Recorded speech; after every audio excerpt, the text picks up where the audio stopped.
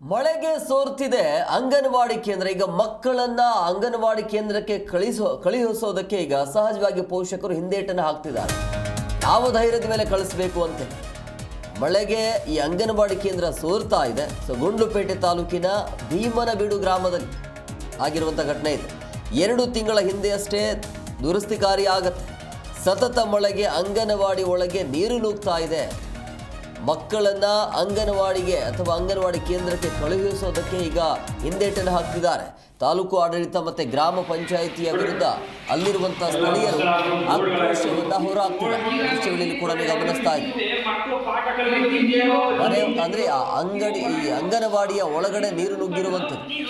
ಅಲ್ಲಿರುವಂಥ ಗ್ರಾಮಸ್ಥರು ಪ್ರದರ್ಶನವನ್ನ ಮಾಡ್ತಿರುವಂಥದ್ದು ಏನೇನಾಗಿದೆ ಅಂತ ಹೇಳಿ. 2 ತಿಂಗಳ ಹಿಂದೆ ಅದನ್ನ ಬಣ್ಣ ಗಿಣ್ಣ ಹಾಕಿ ಏನೇನೋ ಮಾಡಿದ್ದಾರೆ, ನೋಡ್ತಾ ಇದ್ವಿ. 2 ತಿಂಗಳ ಹಿಂದೆನೆ ಅದರ ಬಣ್ಣ ಬಳಿದಿದ್ದಾರೆ. ಆದರೂ ಕೂಡ ಅಂಗನವಾಡಿ ಸೋರ್ತಿದೆ.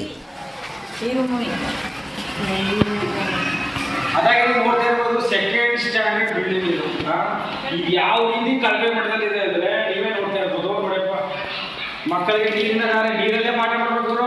ಇದೇನಿಲ್ಲ ಈ ರೀತಿಯ ನಮ್ಮ ಸರ್ಕಾರ ಕೋಟ್ಯಾಂತರ ರೂಪಾಯಿ ಹಣವನ್ನ ಶಿಕ್ಷಣ ಇಲಾಖೆಗೆ ಅಷ್ಟೊಂದು ಕೊಡ್ತಾ ಇದೆ.